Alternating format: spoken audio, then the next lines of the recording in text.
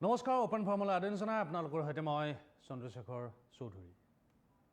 অসমত এতিয়া বান পৰিস্থিতি বানে বিভীষিকাময় পৰিৱেশৰ সৃষ্টি কৰিছে উজনি অসমত। উজনি অসমৰ তিনিখনকৈ জিলাত ভয়ংকৰ পৰিৱেশৰ সৃষ্টি হৈছে। বহু লোক ইতিমধ্যে মৃত্যুমুখত পৰিছে, বহু পশুধনৰ ইতিমধ্যে প্ৰাণহানি হৈছে। কোন ক'ত উটি গৈছে, কি ধৰণৰ পৰিৱেশ হৈছে দৰাচলতে বৰ্ণনা কৰিব নোৱাৰা এক পৰিৱেশ। তেওঁলোকক কেনেকৈ উদ্ধাৰ কৰিব পৰা যায়, এই বান পৰিস্থিতি কেনেদৰে মোকাবিলা কৰিব পৰা যায়, দৰাচলতে কি হৈ আছে, কেনেকৈ হ'ল, এই সামগ্ৰিক বিষয় সামৰি আমাৰ আজিৰ এই আলোচনা আৰু এই আলোচনাত অংশগ্ৰহণ কৰিছে কেইবাগৰাকী অতিথিয়ে। আমাৰ মাজত আছে বিজেপিৰ মুখপাত্ৰ অমল পাটোৱাৰী ডাঙৰীয়া। পাটোৱাৰী ডাঙৰীয়া, আপোনাক আদৰণি জনাইছোঁ। আমাৰ মাজত আছে ৰাইজৰ দলৰ মুখপাত্ৰ নুৰ আলম ডাঙৰীয়া। আলম ডাঙৰীয়া, আপোনাকো আদৰণি জনাইছোঁ। পোনে পোনে মই আহিছোঁ অমল পাটোৱাৰী ডাঙৰীয়া আপোনাৰ ওচৰলৈ। এই যি ঘটনা, অবৰ্ণনীয় এক পৰিৱেশ সৃষ্টি হৈছে, এই ধৰণৰ পৰিৱেশ কেতিয়াও দেখা নাই। অসমত বানপানী হোৱাটো দৰাচলতে প্ৰত্যেক বছৰেই এই ধৰণৰ বানপানী হয়, কিন্তু এই পৰ্যায়ৰ বানপানী আমি পূৰ্বে হয়তো দেখা নাই। যি ধৰণে প্ৰাণহানি হৈছে বা জীৱ জন্তু মানুহৰ সকলোৰে যি ধৰণে প্ৰাণহানি হৈছে, যি ধৰণে আলৈ আথনি হৈছে, এই ধৰণৰ পৰিৱেশ কিন্তু আমি কেতিয়াও দেখা নাছিলোঁ। আমি সামগ্ৰিক আলোচনা কৰিম, কিন্তু আপোনাৰ প্ৰাৰম্ভিক মন্তব্য ল'বলৈ বিচাৰিছোঁ। বিশ্বত জনসংখ্যাৰ পৰিৱৰ্তন বা জলবায়ু পৰিৱৰ্তনৰ লগে লগে ইয়াৰ যি দুৰ্যোগ, প্ৰাকৃতিক দুৰ্যোগবিলাকৰো ধৰণ সলনি হৈছে। আমি যদি চাওঁ, অসমত বানপানী আগতেও আহিছিল, বহুদিনৰ পৰা বানপানী হয়। অসম এখন বানাক্ৰান্ত ৰাজ্য বুলিয়ে ক'ব লাগিব। আৰু এই বানপানী লখিমপুৰ, ধেমাজি, নলবাৰী এই জিলাসমূহত অত্যাধিকভাৱে হৈছিল। কিন্তু শেহতীয়াকৈ যি তিনিখন জিলা, যোৰহাট, চৰাইদেউ, শিৱসাগৰত যি বানপানীত এতিয়া কবলত পৰিছে, সঁচাকৈয়ে বৰ দুখ লগা পৰিস্থিতি আমি সংবাদ মাধ্যমৰ জৰিয়তে বা আমাৰ বন্ধু বান্ধৱক খবৰ কৰি জানিব পাৰিছোঁ। আৰু এই বানপানী সাধাৰণতে আমাৰ যি নদীবিলাক ফেনে ফুটুকাৰে বাঢ়িলে তাৰ পৰা পানী লাহে লাহে ওলাই আহে। কিন্তু এইবাৰ বানপানী যি হৈছে, নাগালেণ্ডৰ মন জিলাৰ পৰা ডাৱৰ বিস্ফোৰণ হৈ গোটেই পানী ৰাতিৰ ভিতৰতে বা ২-৩ ঘণ্টাৰ ভিতৰত পানীৰ গোটেই পৰিপূৰ্ণ হৈছে এই জিলাকেইখন। আগে পিছে বানপানী নোহোৱাৰ হেতুকে তাৰ যি ৰাইজ, সেই ৰাইজৰ বানপানীৰ প্ৰতি অভ্যস্ত নাছিল। কিছুমান বানাক্ৰান্ত ঠাইৰ ৰাইজ অভ্যস্ত যে বানপানী আহিলে কেনেকৈ প্ৰটেকশ্যন ল'ব লাগে। কিন্তু এই তিনিখন জিলাত শেহতীয়া বানপানীত অতি দুৰ্যোগৰ সন্মুখীন হ'ব লগা হৈছে। পশুধন যথেষ্ট উটি গৈছে, গাড়ী ঘোঁৰা, ঘৰ বাৰী সকলো নষ্ট হৈ গৈছে। গতিকে এনে এক প্ৰেক্ষাপটত যদি চাওঁ আমি যে এই ঘটনাবিলাকৰ পৰা আমি চৰকাৰেও কিছু পৰিকল্পনা যুগুতোৱাৰ এতিয়া সময় আহি পৰিছে। আৰু উত্তৰাঞ্চলত আমি দেখিছিলোঁ বদ্ৰীনাথ বা যিদৰে ডাৱৰ বিস্ফোৰণ হৈ ধ্বংস হৈ গৈছিলে, ছিকিমত ভূমিস্খলন হৈ বহুত লোকৰ মৃত্যু হৈছিল ইয়াৰ পূৰ্বে, ঠিক অৰুণাচলতো ভূমিস্খলন হৈছিলে। আমাৰ ভূমিস্খলনৰ ফলত হাফলং চহৰৰ এসময়ত অতি বেয়া দুৰ্যোগৰ সন্মুখীন হ'ব লগা হৈছিল। আৰু শেহতীয়াকৈ এই তিনিখন জিলাত সন্মুখীন হ'ব লগা হ'ল। আৰু চৰকাৰে এই ক্ষেত্ৰত যথেষ্ট গুৰুত্ব সহকাৰে লৈছে। বানপানী হোৱাৰ লগে লগে মাননীয় মুখ্যমন্ত্ৰীয়ে ৰাজ্যৰ যি বান নিয়ন্ত্ৰণ মন্ত্ৰী, জলসম্পদ বিভাগৰ মন্ত্ৰী সুশান্ত বৰগোহাঁই ডাঙৰীয়া আৰু ৰাজহ মন্ত্ৰী কেশৱ মহন্ত ডাঙৰীয়াক তাৎক্ষণিকভাৱে সেই ঠাইলৈ প্ৰেৰণ কৰিছিলে। আৰু তেখেতসকলে তাত থাকি গোটেই পৰিস্থিতি জিলা প্ৰশাসনৰ লগত লগ লাগি পৰিস্থিতি পৰ্যবেক্ষণ কৰিছে। আন দুগৰাকী মন্ত্ৰী বিমল বৰা ডাঙৰীয়া, অজন্তা নেওগ ডাঙৰীয়া, সেই অঞ্চলসমূহৰ বিধায়ক ময়ূৰ বৰগোহাঁই ডাঙৰীয়া, সুৰুজ দিহিঙীয়া ডাঙৰীয়াকে ধৰি শিৱসাগৰৰ বিধায়ক অখিল গগৈ ডাঙৰীয়ায়ো যিমান পাৰে জনতাৰ লগত থাকি সকলোৱে দলমত নিৰ্বিশেষে সকলোৱে ৰাইজৰ যি এই সমস্যাৰ সময়ত ৰাইজৰ ওচৰত থাকি তেখেতসকলে ৰাইজক সকাহ দিবৰ বাবে সকলোৱে মই আহিম আপোনাৰ ওচৰলৈ। চেষ্টা চলাইছে। প্ৰাৰম্ভিক মন্তব্য এবাৰ ল'বলৈ বিচাৰিছোঁ। নুৰ আলমৰ ওচৰলৈ আহিছোঁ, ৰাইজৰ দলৰ মুখপাত্ৰ আলম ডাঙৰীয়া। এই পৰিস্থিতি যি অবৰ্ণনীয় এক পৰিৱেশৰ সৃষ্টি হৈছে, বা এই সামগ্ৰিক পৰিৱেশটো সম্পৰ্কে আপুনি কি ক'ব? প্ৰাৰম্ভিক মন্তব্য। এই বানটো আমি জানো অসমত আগৰ পৰাই বানপানী হয় বা আগৰ পৰা হৈও আহিছে, বহুত ক্ষতিসাধন হৈ আছে। কিন্তু আমাৰ বেয়া লাগি আছে এইটোৱে যে আজিৰ দিনটোত এই সাহসীয় দলৰ নেতা মন্ত্ৰীয়ে কিছুমান তুলনা মন্তব্য কৰা আমাৰ পৰিলক্ষিত হৈছে সেইবোৰৰ কাৰণে ৰাইজে বেয়া পাইছে ৰাজমন্ত্ৰী এগৰাকীয়ে কৈছে যে বানপানী চাবলৈ গৈ পেলাই মানুহৰ মৃত্যু হৈছে গতিকে এনেকুৱা ধৰণৰ কথা বতৰা ৰাইজে একেবাৰে ভাল পোৱা নাই বেয়া পাইছে দ্বিতীয়তে আচলতে বানপানী সমস্যাটো বহুত পুৰণা সমস্যা অসমৰ কাৰণে হয় আন বেলিকাতকৈ এই বেলিকা আপোনাৰ অলপ বেছিকৈ হৈছে প্ৰয়োজনতকৈ মানে মানুহে যেনেকৈ ভাবিছিল তাতকৈ বহু গুণে বেছি আপোনাৰ ক্ষয় ক্ষতি হৈছে আপোনাৰ প্ৰায় 31জন মানুহৰ মৃত্যু হৈছে আৰু কিমান মানুহ এতিয়ালৈকে ধৰক আপোনাৰ নিখোজ হৈ আছে তাৰ হিচাপ আমি গম নাপাওঁ প্ৰায় আপোনাৰ 5 লাখতকৈ অধিক মানুহ ক্ষতিগ্ৰস্ত হৈছে যিবোৰ আপোনাৰ মুভেবল প্ৰপাৰ্টিজ আছিলে বহুত ক্ষতি হৈছে গতিকে এনেকুৱা ধৰণৰ বহুত ক্ষতি হৈছে কিন্তু এই চৰকাৰখনে বহুতো কামো কৰিছে এনেকুৱা নহয় যে কোনো কাম কৰা নাই কাম কৰিছে যেনেকৈ ধৰক আপোনাৰ ফ্লাইঅভাৰ বনালে গুৱাহাটী চিটিক আপুনি স্মাৰ্ট চিটি আপোনাৰ ছেটেলাইট আপোনাৰ প্ৰজেক্ট নানান ধৰণৰ কাম কৰি আছে কিন্তু আমাৰ বেয়া লাগি আছে কেন্দ্ৰত বিজেপি চৰকাৰ অসমত বিজেপি চৰকাৰ কিন্তু এই বান সমস্যাটোক তেখেতসকলে ৰাষ্ট্ৰীয় সমস্যালৈ মানে এতিয়ালৈকে ঘোষণা কৰিব পৰা নাই বা তেখেতসকলে আনিবও পৰা নাই গতিকে আমাৰ এনেকুৱা ধৰণৰ কথাত মানে কি আমাৰ অলপ সন্দেহ হৈ আছে দ্বিমত হৈ আছে যে ক'ৰবাত নহয় ক'ৰবাত চৰকাৰখনে বিফলতাৰ দিকে গতি কৰি আছে নেকি কিন্তু এইটো কথা ঠিক যে এই মুহূৰ্তত আপাতত এই মুহূৰ্তত প্ৰত্যেকজন দল মানে প্ৰত্যেকখন দল মত নিৰ্বিশেষে সকলো ৰাইজে সজাগ ৰাইজে ওলাই আহিব লাগে য'ত আপোনাৰ বান পৰিস্থিতিৰ সাধাৰণ জনতাৰ ক্ষতি হৈ আছে সেই মানে ঠাইলৈ যাব লাগে যিমান দূৰ সম্ভৱ সেই মানুহখিনিক সহায়ৰ হাত আগবঢ়াব লাগে কোনো ধৰণৰ বেমেজালি নোহোৱাকৈ মানুহখিনিক উদ্ধাৰ কৰিব লাগে বান সাহায্য বিতৰণ কৰিব লাগে চৰকাৰৰ ফালৰ পৰা ঘোষণা কৰিব লাগে ইতিমধ্যে য'ত আপোনাৰ মানুহৰ মৃত্যু হৈছে প্ৰত্যেকটো পৰিয়াললৈ কিছু ঘোষণা কৰিছে যদিও আমি বিচাৰোঁ যে প্ৰত্যেকটো পৰিয়ালত তাতকৈ অধিক দিবৰ কাৰণে তেখেতসকলে চেষ্টা কৰক আৰু আগন্তুক যি সময় আছে তাৰ কাৰণে প্ৰিকশ্যনাৰিজ যিমানবোৰ ল'বলগীয়া আছে খুব সোনকালে বা খুব ক্ষিপ্ৰতাৰে তেখেতসকলে লওক যাতে কোনো ধৰণৰ মানুহৰ মৃত্যু হ'বলগীয়া নহয় সেইখিনি আমাৰ আহিম আপোনাৰ ওচৰলৈ বিভিন্ন দিশ আলোচনা কৰিব পৰা যাব কিন্তু আমি আচলতে এই তিনিখন জিলাত কি ধৰণৰ পৰিৱেশৰ সৃষ্টি হৈছে বা শিৱসাগৰ চৰাইদেউ আৰু যোৰহাট এই তিনিখন জিলাত বৰ ভয়ংকৰ ৰূপ ধাৰণ কৰিছে বানে বা নাজিৰাত কি পৰিৱেশ নাজিৰাত শেহতীয়া খবৰসমূহ কি এই সামগ্ৰিক বিষয়ে জানিবলৈ আমি চেষ্টা কৰিম আমাৰ নাজিৰাৰ সাংবাদিক যদুমণি হাজৰিকা উপস্থিত আছে লাইনত যদুমণি হাজৰিকা আপোনাৰ ওচৰলৈ আহিছোঁ নাজিৰাত এতিয়া কি ধৰণৰ পৰিৱেশ শেহতীয়া কি আপডেট আছে বান সম্পৰ্কীয় হয় যিহেতু যোৱা দেওবাৰে এক বিভীষিকাময় পৰিস্থিতিৰ সৃষ্টি হৈছিল নাজিৰাত মুহূৰ্তটোৰ ভিতৰতে পানী সোমাই আহিছিল দিখনৈৰ বাঢ়নী পানীয়ে কেইবা ঠাইতো মথাউৰি বাগৰি অথবা মথাউৰি ছিঙিয়ে হওক নাজিৰাৰ বিস্তৃত অঞ্চল প্লাবিত কৰি দিছিল আৰু আচলতে নাজিৰাবাসীয়ে কেতিয়াও এনেধৰণৰ অভিজ্ঞতাৰ সন্মুখীন পূৰ্বে হোৱা নাছিল আৰু তেওঁলোকে কেতিয়াও সাজু নাছিল যে আমি এনেকুৱা ধৰণৰ এটা প্ৰাকৃতিক দুৰ্যোগৰ সন্মুখীন হ'ব লাগিব বুলি কোনোদিনে তেওঁলোকে ভবাও নাছিল অথবা তেওঁলোকে কেতিয়াও সাজু হৈ থকা নাছিল যে আমি এনেধৰণৰ বান বিভীষিকাৰ সন্মুখীন হ'ব লাগিব কিন্তু মুহূৰ্তটোৰ ভিতৰতে যেতিয়া পানীয়ে আৱৰি ধৰিছিল সেই সময়ত তেওঁলোকে দিক বিদিক হেৰুৱাইছিল আৰু উদ্ধাৰ আচলতে তেওঁলোকে নিজকে উদ্ধাৰ কৰিব পৰা অৱস্থাত নাছিল সেই সময়ত পানী ইমান মুহূৰ্তৰ ভিতৰতে পানী ভৰি পৰিছিল আৰু ৰাতিৰ ভিতৰত হোৱাৰ কাৰণে বেছি সমস্যাৰ সৃষ্টি হৈছিল পৰিস্থিতিৰ পৰা উদ্ধাৰ পাম সেই সময়ত ভাবিবলৈও যেন সময় নাছিল আৰু ঠিক সেই সময়তে নাজিৰাৰ পৰা আৰম্ভ কৰি নাজিৰাৰ ৰজাপুলৰ পৰা আৰম্ভ কৰি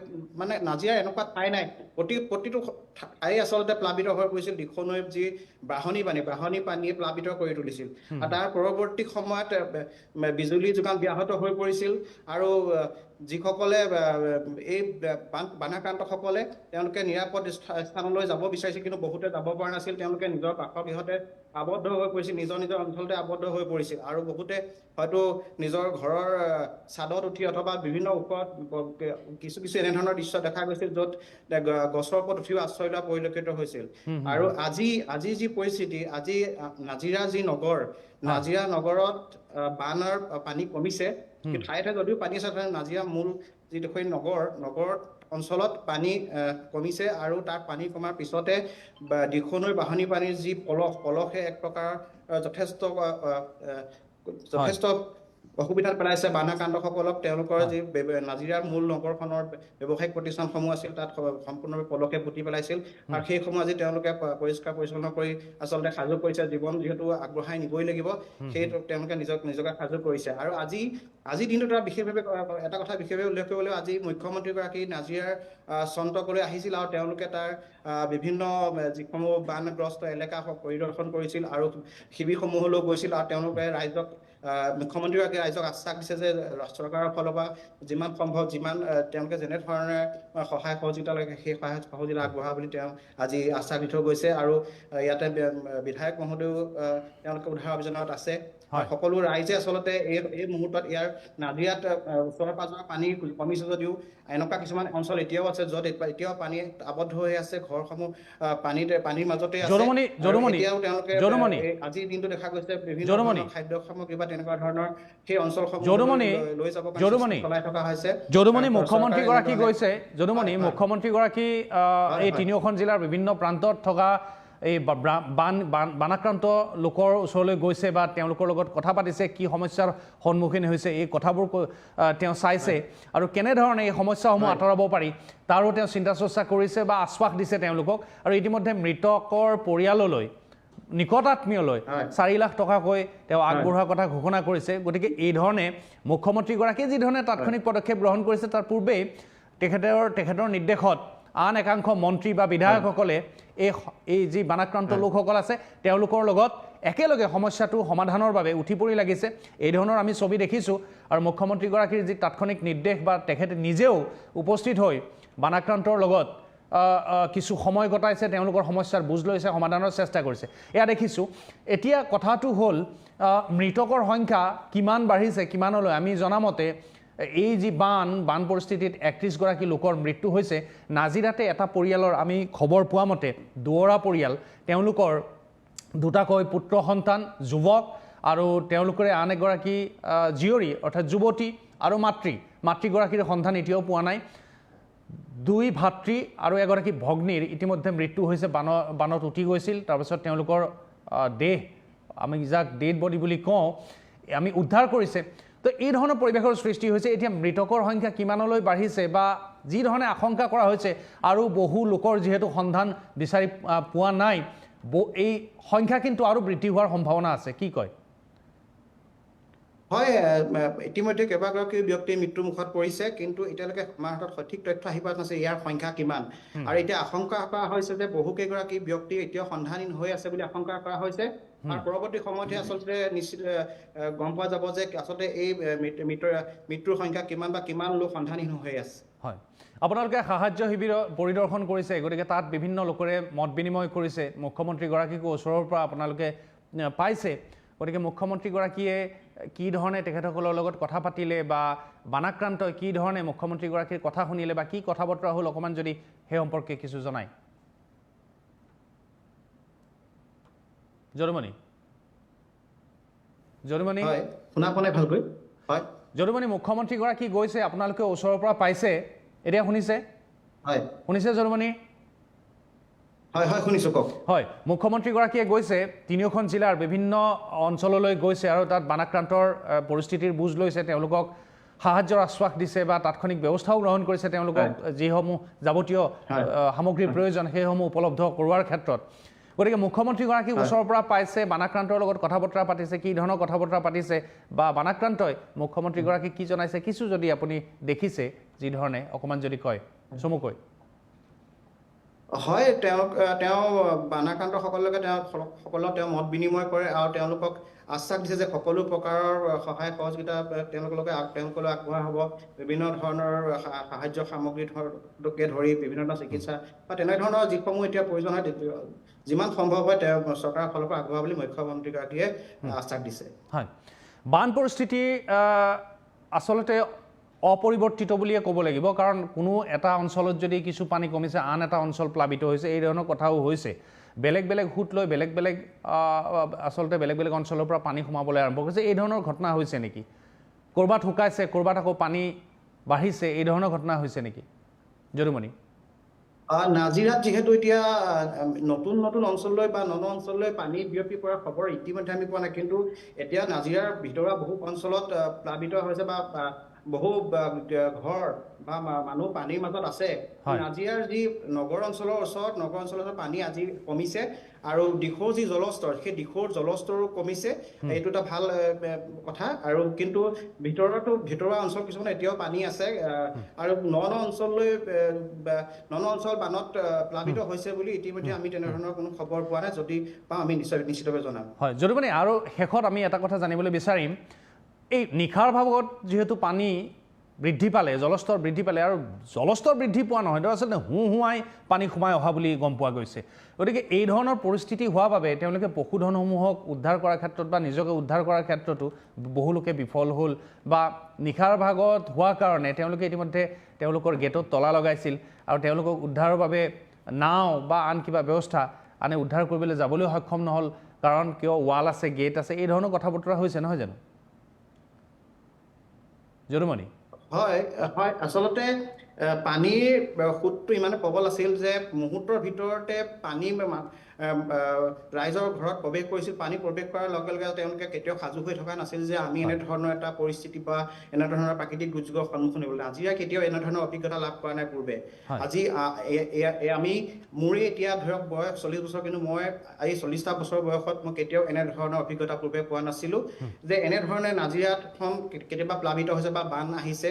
হয়, পানী হয়, কিন্তু তেনেধৰণৰ বা প্ৰাকৃতিক দুৰ্যোগৰ সন্মুখীন নাজিৰা ৰাইজে কেতিয়াও সন্মুখীন হোৱা নাছিল। সেয়েহে তেওঁলোকে কেতিয়াও সুযোগেই নাপালে যে নিজকে সাজু কৰক বা নিজকে উদ্ধাৰ কৰাৰ সময়ত তেওঁলোকে আচলতে সুযোগেই নাপায়। আৰু বাঢ়নী পানী ইমান মুহূৰ্তটোৰ ভিতৰতে সকলো অঞ্চলতে ধুৱাই লৈ গ'ল। সেই আচলতে সেই কথা এতিয়া মানে আমি ভাষাৰে বুজাব নোৱাৰো যে ইমান ভয়ংকৰ আছিল। হয়, আপোনাক সদ্যহতে ধন্যবাদ জনাইছোঁ এই আলোচনাত অংশগ্ৰহণ কৰাৰ বাবে। যদি সম্ভৱ হয় তেনেহ'লে পৰৱৰ্তী পৰ্যায়ত আপোনাৰ ওচৰলৈ আহিবলৈ চেষ্টা কৰিম। মই পুনৰ আহিছোঁ অমল পাটোৱাৰী ডাঙৰীয়া আপোনাৰ ওচৰলৈ। আমি ভিজুৱেলছ দেখুৱাবলৈ চেষ্টা কৰিম। আমাৰ যিসমূহ দৃশ্যাংশ আছে, বানৰ যিসমূহ দৃশ্যাংশ আছে, আমাৰ PCR টীমে এই দৃশ্যাংশ আমি দেখুৱাব। আৰু এই বান পৰিস্থিতি কিমান ভয়াৱহ সেয়া আপোনালোকে দেখিছে। কি ধৰণে বানে সংহাৰী ৰূপ ধাৰণ কৰিছে, কেনেদৰে পানী হুঁহুৱাই সোমাইছে, ইতিমধ্যে ৰাইজে দেখিছে। আৰু আমাৰ এই দৃশ্যাংশটো দেখিব মুখ্যমন্ত্ৰীগৰাকীয়ে বা আন নেতা মন্ত্ৰীসকলে কি ধৰণে বানাক্ৰান্তৰ ওচৰ পালেগৈ বা সাহায্যৰ আশ্বাস দিছে, তেওঁলোকৰ লগত মত বিনিময় কৰিছে, সেয়া আমি দৰাচলতে বুজিছোঁ, দেখিছোঁ। আমাৰ হাতত এটা দৃশ্যাংশ আহি পৰিছে, কিন্তু আমাৰ হয়, দৰাচলতে উজনি অসমত যি ধৰণে বান পৰিস্থিতি, সেই বান পৰিস্থিতি মহানগৰীত ভিন্ন ধৰণৰ হয়। মহানগৰীত দৰাচলতে বৰষুণ হ'লেই কৃত্ৰিম বানৰ সৃষ্টি হয় আৰু মহানগৰবাসীয়ে কি ধৰণে ভুগিব লাগে সেয়া দেখিছে। আমি উজনিৰ কথা আলোচনা কৰিম, উজনিৰ 3খন জিলাত কেনেদৰে বানত বিপৰ্যস্ত হৈছে বিভিন্ন লোক। আৰু আমি পাটোৱাৰী ডাঙৰীয়া, আনহাতে আলম ডাঙৰীয়াৰো কিছু মন্তব্য ল'ম। তাৰ পূৰ্বে আন এগৰাকী আমাৰ সতীৰ্থ সাংবাদিক সংযুক্ত হৈছে মহানগৰীৰ হাতীগাঁৱৰ পৰা, ডেভিড কাশ্যপ।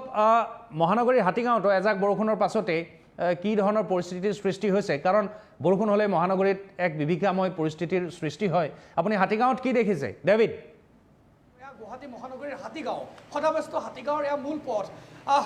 বৰ্তমান সময়ৰ যি অভাৱনীয় পৰিৱেশৰ সৃষ্টি হৈছে উজনি অসমত, শিৱসাগৰ, নাজিৰা, কেইবাটাও অঞ্চল এতিয়া পানীৰ তলত বুৰ গৈ আছে। যি উজনিৰ বাসিন্দাসকল, যি উজনি অসমৰ বাসিন্দাসকলৰ যি বৰ্তমানৰ অৱস্থা, যি প্ৰায় 30জনতকৈ অধিক লোকে বৰ্তমানক এই বানপানীৰ বাবে তেওঁলোকে হাহাকাৰ কৰিবলগীয়া হৈছে। 30জনতকৈ অধিক লোক মৃত্যুমুখত পৰিছে। তাৰ পাছত কিন্তু এতিয়া কৃত্ৰিম বানপানী যি মহানগৰীত যি পৰিৱেশ আমি এই মুহূৰ্তত দেখুৱাই আছোঁ দৰ্শকসকলক, এজাক বৰষুণ দিলে, মাত্ৰ 15 মিনিট যদি বৰষুণ দিয়ে মহানগৰীত, তেতিয়াহ'লে হাতীগাঁও, সাতগাঁও, নুনমাটিকে ধৰি কেইবাটাও অঞ্চল আচলতে বা 6 মাইলকে ধৰি বেলতলা ছাৰ্ভেৰ কথাই যদি কয়, এয়া সদাবস্ত মূল পথ। আৰু তাৰ মাজতেই কিন্তু কৃত্ৰিম বানপানীয়ে জুৰুলা কৰি আহিছে সময়ে সময়ে। কিন্তু বৰ্তমান উজনি অসমৰ যি পৰিৱেশ, বৰ্তমান উজনি অসমত যি অভাৱনীয় পৰিৱেশৰ সৃষ্টি হৈছে, আজিৰ দিনটোত মুখ্যমন্ত্ৰীগৰাকীয়ে উজনি অসমত গৈ খবৰ লৈছে বানপীড়িতৰ। কিন্তু এই মুহূৰ্তত যি হাতীগাঁৱৰ দৃশ্যাংশ দেখুৱাই আছোঁ, এয়া হাতীগাঁও সিজুবাৰী, এয়া হাতীগাঁও মূল পথ। আপুনি যদি গণেশগুৰি দিশৰ পৰা বশিষ্ঠলৈ ওলাই যাব বিচাৰে, তেতিয়াহ'লে এই হাতীগাঁও অঞ্চলৰ এয়া মূল পথ। এখন ব্যক্তিগত এখন বিদ্যালয়ৰ সন্মুখত আমি উপস্থিত আছোঁ আৰু তাৰ পৰিৱেশ এয়া দেখুৱাই আছোঁ। এয়া কোনো নতুন পৰিৱেশ নহয়। এজাক বৰষুণ দিলে মহানগৰীত যে এনেকুৱা ধৰণৰ পৰিৱেশ হয়, কৃত্ৰিম বানপানী, মহানগৰীৰ যে কৃত্ৰিম বানপানীৰ সমস্যা সমাধান কেতিয়া হ'ব তাৰো কোনো অন্ত নাই। বিভাগীয় কৰ্তৃপক্ষই বাৰে বাৰে GMC হওক বা GMD হওক, যিসমূহ নলা আমি দেখুৱাইছোঁ, যিসমূহ নলা আছে ইয়াত সতীৰ্থই দেখুৱাব, এই নলাসমূহ এটা উল্লেখ কৰিব লাগিব, এই নলাসমূহত কোনো ধৰণৰ আউটলেটৰ ব্যৱস্থা নাই। ইয়াত পানী সোমাই আহিব পাৰে কিন্তু ওলাই যোৱাৰ কোনো ধৰণৰ ব্যৱস্থা নাথাকে। আৰু যিসমূহ ঠায়ে ঠায়ে এই নলাসমূহৰ ওপৰত যিসমূহ ঠায়ে ঠায়ে য'ত প্লেট নাই, অৰ্থাৎ যিসমূহ খালী ঠাই, তাত একাংশ লোকে জাবৰ জোঁথৰ পেলাই, আৱৰ্জনা পেলাই এই নলাসমূহ এক প্ৰকাৰ ব্লক কৰি দিছে, যাৰ ফলত ইয়াৰ পৰাই বৰষুণৰ পানীটো ওলাই যাবলৈ নোৱাৰে। গতিকে হাতীগাঁও এয়া মূল পথৰ যি উপপথসমূহ আছে, সেই উপপথসমূহতো এই মুহূৰ্তত প্ৰায় যথেষ্ট সংখ্যক ইয়াত কৃত্ৰিম বানপানী হৈছে। আৰু যিহেতু ক'ব লাগিব, এই কৃত্ৰিম বানপানীৰ যিহেতু এজাক বৰষুণ দিলে মহানগৰীত হাতীগাঁৱত হওক, বেলতলা হওক, বিভিন্ন সময়ত আমি কৃত্ৰিম বানপানী হয় এজাক বৰষুণ দিলে। কিন্তু যেনেদৰে আচলতে শিৱসাগৰত, নগা পাহাৰত যেনেদৰে আচলতে ডাৱৰ বিস্ফোৰণ হোৱাৰ এক খবৰ আহি পৰিছিল, তাৰ পাছতে শিৱসাগৰৰ গেলেকী, নাজিৰা সমগ্ৰ সেই অঞ্চল পানীৰ তলত বুৰ গৈছিল। যদিও দিখৌ নদীৰ বা যিসমূহ নদী আছে সেই নদীসমূহৰ পানী বাঢ়নি যেতিয়া বাঢ়ি গ'ল, এতিয়া শিৱসাগৰ মূল চহৰতো কিন্তু বানপানীয়ে ধাৰাসাৰ কৰিছে। সেই একেই যদি পৰিৱেশ যদি এতিয়া আমি ইয়াৰ কথা ক'বলৈ যাওঁ, যদি ভূটান পাহাৰত যদি জলবিস্ফোৰণ হয়, ভূটান পাহাৰত যদি যি ডাৱৰ বিস্ফোৰণ হয়, ভূটান পাহাৰত যদি ডাৱৰ বিস্ফোৰণ হয়, মহানগৰীতো যে সেই উজনিৰ যি পৰিৱেশ বৰ্তমানৰ, সেই পৰিৱেশ কিন্তু মহানগৰীত ঠিকেই কৈছে ডেভিড, আপোনাক ধন্যবাদ জ্ঞাপন কৰিছোঁ। এই মহানগৰীৰ এটা দৃশ্য দেখিলে হাতীগাঁৱৰ মহানগৰীত আচলতে বিভিন্ন প্ৰান্তত এই একেই পৰিস্থিতিৰ সৃষ্টি হৈছে। সাধাৰণ এজাক বৰষুণতে মহানগৰী এনেদৰে ডুব যায়, এয়া চিৰ পৰিচিত এক ছবি। এতিয়া উজনি অসমৰ যি 3খন জিলাত বানে সংহাৰী ৰূপ ধাৰণ কৰিছে, বহু লোকৰ মৃত্যু হৈছে, বহু পশুধনৰ মৃত্যু হৈছে, বহু লোক উটি গৈছে, পশুধন উটি গৈছে। কি ধৰণে ক্ষতিগ্ৰস্ত হৈছে মানুহৰ মুধচ পৰ্যন্ত বান, এই বান পৰিস্থিতিত মানুহে নিজকে কেনেদৰে ৰক্ষা কৰিছে, কি ধৰণৰ সংগ্ৰাম নেদেখিলে বা সেই পৰিস্থিতিত নপৰিলে বুজাই টান দৰাচলতে। যিসমূহ দৃশ্যাংশ আমাৰ ওচৰলৈ আহিছে, আমি দেখিছোঁ, বুজিছোঁ, এক ভয়ংকৰ পৰিৱেশৰ সৃষ্টি হৈছে। এই সম্পৰ্কে আমি আলোচনা কৰিম। আমাৰ দুগৰাকী অতিথি আছে আমাৰ লগত, কিন্তু এই সময়ত শেহতীয়া কি আপডেটছ আছে আমি জানিবলৈ চেষ্টা কৰিম। আমাৰ নিউজ ডেস্কত উপস্থিত আছে ঋতুৰাজ। মই আপোনাৰ ওচৰলৈ আহিছোঁ। শেহতীয়া কি আপডেটছ আছে নিউজ ৰুমত, কি খবৰ আহিছে, কি ধৰণৰ দৃশ্যাংশ দেখিছে ঋতুৰাজ? নিশ্চয়কৈ চন্দ্ৰশেখৰ, চাওক যে শেহতীয়া পৰিস্থিতি বৰ্তমান একেবাৰে শোচনীয়। ৰাজ্যখনৰ উজনিৰ পৰা নামনিলৈ ইতিমধ্যে বানে এক প্ৰকাৰ সংহাৰী ৰূপ ধাৰণ কৰাৰ পাছত সম্প্ৰতি এতিয়া জীয়াটো ভুগিবলগীয়া হৈছে বৰ্ণাঢ্য জনতাই। বন্যাক্ৰান্ত জনতা ইতিমধ্যে যথেষ্ট অসুবিধাৰ সন্মুখীন হৈ আছে। সাহায্য সামগ্ৰী ইতিমধ্যে ৰাজ্য চৰকাৰে বিভিন্ন প্ৰান্তলৈ প্ৰেৰণ কৰিছে। সমানে সমানে দেখিবলৈ পোৱা গৈছে আজি উজনি অসমৰ কেইবাটাও প্ৰান্তত ৰাজ্যৰ মুখ্যমন্ত্ৰীগৰাকী নিজে উপস্থিত হৈ আছে আৰু মুখ্যমন্ত্ৰীগৰাকীয়ে যথা সম্ভৱ যিখিনি সহায় সহযোগিতা লাগে সেইখিনি ইতিমধ্যে আগবঢ়াই থকা দেখিবলৈ পোৱা গৈছে। আৰু এই মুহূৰ্তত যদি আপুনি শেহতীয়া আপডেট সোধে তেনেহ'লে এই পৰ্যন্ত ৰাজ্যখনত ৭৪টা ৰাজহ চক্ৰ প্ৰভাৱিত হৈছে। তাৰে ভিতৰত ১৭০০খন গাঁও এতিয়া প্লাৱনৰ কবলত। আনহাতে আপুনি ৭২,৭৫,০০০ লোক এই মুহূৰ্তলৈকে বানত আক্ৰান্ত হৈছে, প্ৰভাৱিত হৈছে তেওঁলোক। আৰু সাহায্য শিবিৰ ইতিমধ্যে এই পৰ্যন্ত ৯৫টা সাহায্য শিবিৰ ৰাজ্য চৰকাৰৰ তৰফৰ পৰা ইতিমধ্যে বনোৱা হৈছে বা প্ৰতিষ্ঠা কৰা হৈছে। আৰু সাহায্য শিবিৰত এই পৰ্যন্ত ১৮,৫৭৪গৰাকী আশ্ৰয় গ্ৰহণকাৰী ইতিমধ্যে এই সাহায্য শিবিৰসমূহত আছে বুলি জানিব পৰা গৈছে। সাহায্য বিতৰণ কেন্দ্ৰ ইতিমধ্যে ৪৬৯টা স্থাপন কৰা হৈছে। আৰু বানৰ প্ৰভাৱত আটাইতকৈ দুৰ্ভাগ্যজনক খবৰ এটা দিবলৈ ওলাইছোঁ যে ৩১গৰাকীকৈ লোকৰ এই পৰ্যন্ত মৃত্যু হৈছে। ৩গৰাকীক এই পৰ্যন্ত চৰকাৰী হিচাপ অনুসৰি এই পৰ্যন্ত তেওঁলোকৰ সন্ধান উলিয়াব পৰা হোৱা নাই।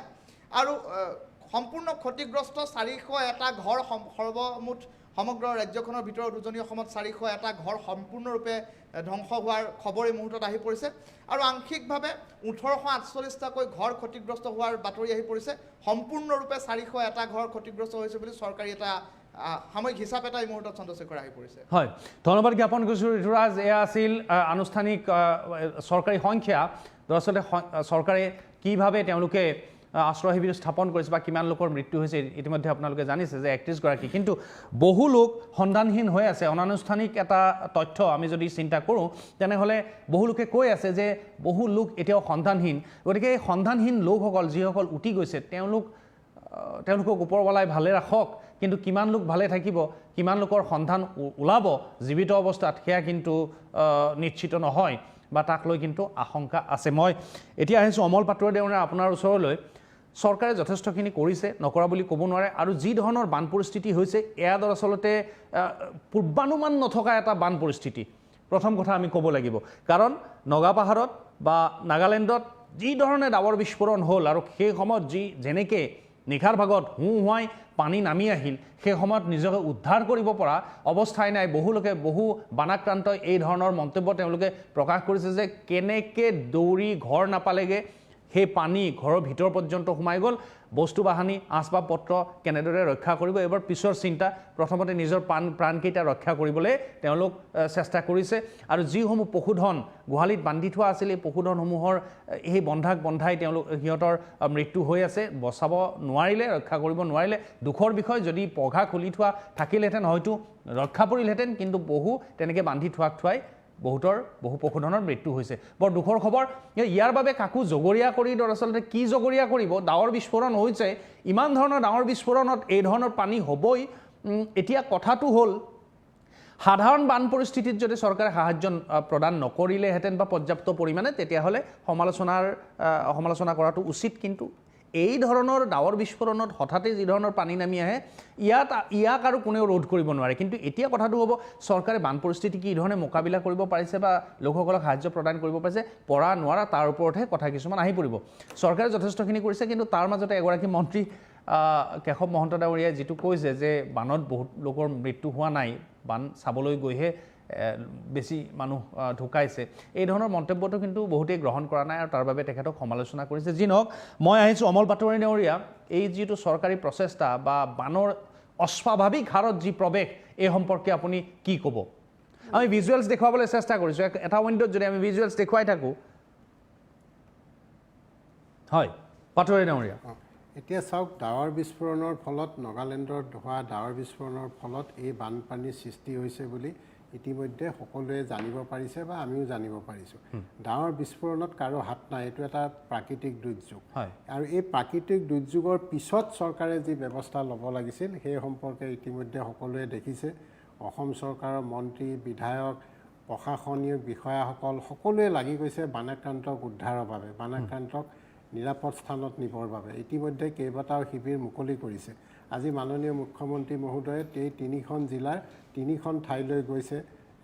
পিয়লি ফুকন নগৰত যিটো কেম্প কৰা হৈছে তালৈ গৈছে, নাজিৰালৈ গৈছে, টিয়কলৈ গৈছে, গৈ বান পৰিস্থিতিৰ বুজ লৈছে, আৰু লগে লগে প্ৰতিগৰাকী মৃতকৰ পৰিয়ালৰ আত্মীয়লৈ 4 লাখ টকাৰ এককালীন সাহায্য ঘোষণা কৰিছে। আৰু দ্বিতীয় কথা, সকলোকে যিসকলে অসুস্থতাত ভুগি আছে, চিকিৎসাৰ প্ৰয়োজন, তাৎক্ষণিকভাৱে চিকিৎসাৰ ব্যৱস্থা কৰিবলৈ পৰামৰ্শ নিৰ্দেশ দিছে প্ৰশাসনিক বিষয়াসকলক, ৰাজ্যৰ স্বাস্থ্য বিভাগক। তাৰোপৰি জিলা প্ৰশাসন যি সময়মতে যাতে ৰিলিফ পায়, সকলো ব্যৱস্থা কৰিবলৈ নিৰ্দেশ দিছে। মই এইখিনিতে এটা কথা ক'ব বিচাৰিছোঁ, বিজেপি দলৰ ৰাজ্যিক সভাপতি, তেখেত সাংসদ, যোৱাকালি যেতিয়া সাংসদত তেখেতে অধ্যক্ষৰ আসনৰ পৰা চলাই তেখেতে সদন পৰিচালনা কৰি আছিল, তেতিয়া এই বিষয়টো ৰাষ্ট্ৰৰ দৃষ্টিগোচৰ কৰাৰ বাবে তেখেতে কংগ্ৰেছৰ বিধায়কসকল, সাংসদসকলকো অনুৰোধ জনাইছিল যে আপোনালোকে অসমৰ বানপানীৰ বিষয়ে বক্তব্য ৰাখক। কিন্তু তাৰ সেই আহ্বানৰ পিছতো হয়তো ভাৰতবৰ্ষৰ ইতিহাসত প্ৰথমগৰাকী অধ্যক্ষৰ আসনত থকা ব্যক্তি, যিয়ে নিজৰ ৰাজ্যখনৰ সকলো কথা বাদ দি ৰাজ্যখনৰ এটা গুৰুত্বপূৰ্ণ ইছ্যু বিৰোধী দলক উত্থাপন কৰিবৰ বাবে আহ্বান জনাইছিল, কিন্তু কংগ্ৰেছৰ সাংসদসকলে সেই সময়ত বিষয়টো উত্থাপন নকৰিলে। তেখেতসকলে বেলেগ কিছুমান ইছ্যু লৈ তাত হুলস্থুলীয়া পৰিৱেশৰ সৃষ্টি কৰা দেখা গ'ল। আৰু আমি দেখিছোঁ এই সময়ত আমি ৰাজনীতি কৰাৰ সময় নহয়, সকলোৱে বানাক্ৰান্ত ৰাইজৰ কাষত থাকিব লাগে। বানাক্ৰান্তসকলৰ, এই দুৰ্গতসকলৰ, তেখেতসকলৰ যি হ'ল, যাৰ যি ক্ষতি হ'ল, সেয়া ক্ষতি কোনেও ৰোধ কৰিব নোৱাৰে, মৃতকক ঘূৰাই আনিব নোৱাৰে। কিন্তু তাৰ পিছৰ পৰিস্থিতি আমি সকলোৱে সাৱধান হোৱা উচিত। আৰু বানপানী যেতিয়া শুকাই যাব, তেতিয়া আচল খবৰবিলাক আহিব, কিমান পশুধনৰ মৃত্যু হৈছে, কিমান ব্যক্তিৰ মৃত্যু হৈছে, এক অভাৱনীয় ঘটনা এটাৰ সন্মুখীন হ'ব লাগিব।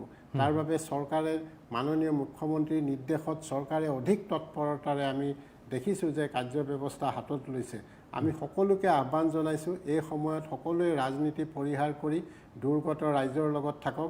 আৰু কেশৱ মহন্ত ডাঙৰীয়া ৰাজহ মন্ত্ৰী, যেনেকৈ তাত ৱাটাৰ ৰিচোৰ্চ মিনিষ্টাৰো আছে, ৰাজহ মন্ত্ৰী ডাঙৰীয়াই বানপানী হোৱাৰ পিছদিনাখনৰ পৰাই মুখ্যমন্ত্ৰীৰ নিৰ্দেশ মৰ্মে তাত গৈছে। তেখেতে যিটো কথা কৈছে যে বানপানী চাব আহিলেও মানুহ ঢুকায়, হয় ঢুকায়, মই নিজে দেখিছোঁ।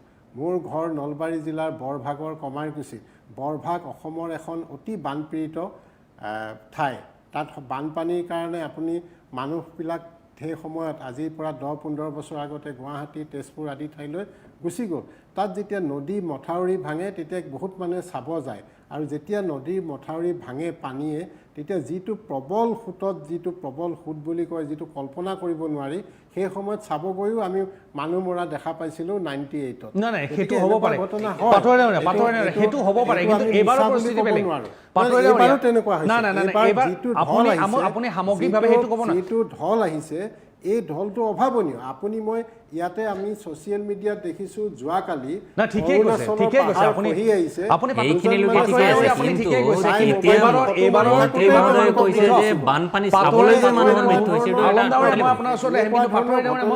অকণমান যদি মোক ক'বলৈ দিয়ে, আপুনি ভবা ধৰণৰ বান পৰিস্থিতি এবাৰ নহয়। আপুনি যি ধৰণে বিশ্লেষণ কৰিছে, মন্ত্ৰীগৰাকীয়ে কি কৈছে তাৰ ওপৰত মানুহে সমালোচনা কৰিছে, সেয়া কৰিবই। কিন্তু এইবাৰ বানপানী চাবলৈ গৈ মানুহৰ মৃত্যু হৈছে বুলি ধাৰণা কৰিব পৰা নাযায়। আৰু হ'ব পাৰে ইমান বান যেতিয়া 2-1 তেনেদৰে মৃত্যু হ'ব পাৰে, কিন্তু বেছিভাগ মানুহৰ তেনেদৰে মৃত্যু হোৱাৰ কথাটো গ্ৰহণযোগ্য নহয়। কাৰণ ইমান বেছি হৈ পানী নামিছিল, তেতিয়া নিজকে মানুহে ৰক্ষাই কৰিব নোৱাৰিলে, আৰু নিজৰ প্ৰাণ ৰক্ষাৰ চেষ্টাত বহু লোকৰ আচলতে মৃত্যু হৈছে। এইটো কথা ক'ব লাগিব, কাৰণ বহুতে আপোনালোকে নিশ্চয় এই খবৰ পাইছে যে আন মানে প্ৰতিবেশীৰ ছাদৰ ওপৰেৰে বগাই নিজকে ৰক্ষা কৰিবলৈ যাওঁতে উটি গৈছে, বা কোনোবা মহিলাই অকণমান ওখ স্থানত যাবলৈ চেষ্টা কৰোঁতে পানী উটুৱাই লৈ গৈছে, তেওঁক বচাবলৈ গৈ তেওঁৰ পুত্ৰৰ মৃত্যু হৈছে, আন এগৰাকী পুত্ৰৰ মৃত্যু হৈছে, জীয়ৰীৰ মৃত্যু হৈছে, এই ধৰণৰ ঘটনা ঘটিছে। গতিকে প্ৰাণ ৰক্ষাৰ চেষ্টাত এই মৃত্যুৰ সংখ্যা কিন্তু বেছি বৃদ্ধি পাইছে বুলি জানিব পৰা গৈছে। আৰু যি ধৰণে পানীয়ে সোমাই আহিছে, হেঁচি আহিছে, তাত কিন্তু নিজকে ৰক্ষা কৰাৰ কোনো উপায় নাছিল। এই কাৰণতেই অধিক সংখ্যক মৃত্যুৰ সংখ্যা বৃদ্ধি পোৱা বুলি ধাৰণা কৰা হৈছে। মই আলম ডাঙৰীয়া আপোনাৰ ওচৰলৈ আহিছোঁ, পাটোৱাৰী ডাঙৰীয়াৰ ওচৰলৈ আহিম পুনৰবাৰ। আপুনি কি ক'ব এই সম্পৰ্কত? চাওক, আচলতে বিজেপি দলটোৰ তেখেতসকলৰ এটা মানে হেৰি আছে, মানে সেইটো চাগে তেখেতসকলৰ এটা মানে বৈশিষ্ট্য যে তেখেতসকলৰ নেতা মন্ত্ৰীক তেখেতসকলে ডিফেণ্ড দিব বিচাৰে। মানুহবিলাকৰ বানপানীত দুৰ্যোগৰ সময়ত মানুহৰ মৃত্যু হৈছে, তাতে অনুশোচনা নাই। তেখেতসকলে মন্ত্ৰীক কেনেকৈ বচাব লাগে সেই চেষ্টাত আছে। বানপানীত মানুহৰ মৃত্যু হয়, এইটো কোনে মানা কৰা নাই, বানপানী চাবলৈ গৈ মৃত্যু হয়, কিন্তু এইবাৰৰ বান পৰিস্থিতি সম্পূৰ্ণ বেলেগ। এইবাৰ আপাতত এইবাৰ মানুহে বানপানী চাবলৈ গৈ পেলাই মৃত্যুমুখত পৰা নাই, সেইটো আমাৰ দৃষ্টিগোচৰ হোৱা নাই এতিয়ালৈকে। মন্ত্ৰীগৰাকীয়ে কৈছে যে মানুহ এইবাৰ বানপানীত বেছিভাগ মানুহৰ বানপানী চাবলৈ গৈ মৃত্যু হৈছে, এতিয়া চাওক।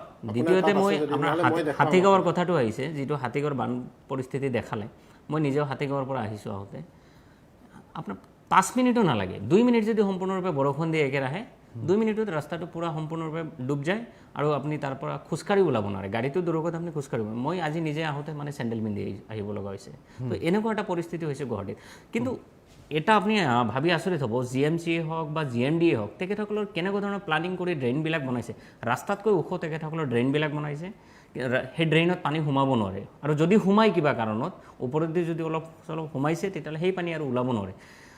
আপুনি চাব, হাতীগাঁও চাৰিআলিৰ পৰা মাত্ৰ 500 মিটাৰো নহ'ব যেন পাইছোঁ, এই ভৰলু নদীখন আছে, সেই নদীখনত তেখেতসকলে পানীখিনি মানে দিব পৰা নাই। কেনেকুৱা ধৰণৰ তেখেতসকলৰ প্লানিং আছিলে, ষ্ট্ৰাকচাৰটো কেনেকৈ বনাইছিলে, কি ধৰণৰ বনাইছিলে, ওপৰলাই জানে, আৰু এই GMC আৰু GMDৰ ইঞ্জিনিয়াৰবিলাকে জানিব ড্ৰেইনবিলাক কেনেকৈ বনাইছে, কাৰ লগত প্লানিং কৰি বনাইছিলে। যেতিয়া ড্ৰেইনবিলাক বনোৱা হয়, সেই ড্ৰেইনবিলাক বনালে সদায় এটা বস্তু লক্ষ্য কৰিব লাগে যে প্ৰত্যেকটো ডিপাৰ্টমেণ্টৰ লগত আলোচনা মৰ্মে বনাব লাগে। কোনোবা এটা ডিপাৰ্টমেণ্টৰ পৰা পাৰ্মিশ্যন পাই যোৱাৰ লগে লগে তেখেতসকলে কাম ষ্টাৰ্ট কৰি দিয়ে, আৰু বাকী কোনো ধৰণৰ ডিপাৰ্টমেণ্টৰ লগত তেখেতসকলে আলোচনা নকৰে।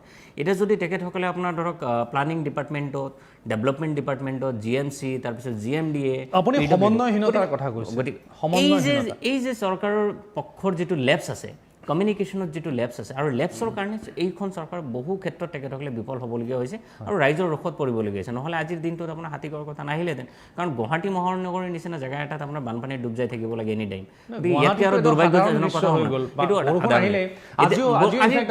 অলপমান মাথো বৰষুণ দিছে আজি আমাৰ এই আলোচনালৈ হয় মানুহ আহিব পৰা নাই এই আলোচনালৈ আহিবলগীয়া বানপানীত তেওঁলোকে আহিব পৰা নাই তেওঁলোকৰ বাহন পানীত সোমাইছে গতিকে